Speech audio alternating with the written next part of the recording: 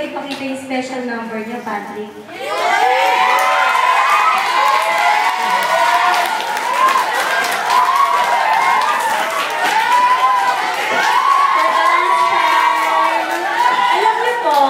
Okay, quiet children. Meron silang special, meron silang kagawa sa loob ng classroom. And Patrick really is, very, very funny pagdating sa, sa trick na yon. So, please show them, children, for the last time.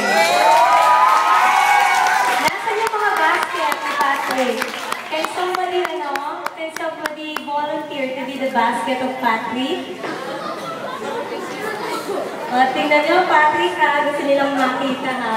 Huwag pukurap ng mata. Huwag pukurap. Ngayon lang yung mangyayari. Please pay attention. Are you ready? Do this?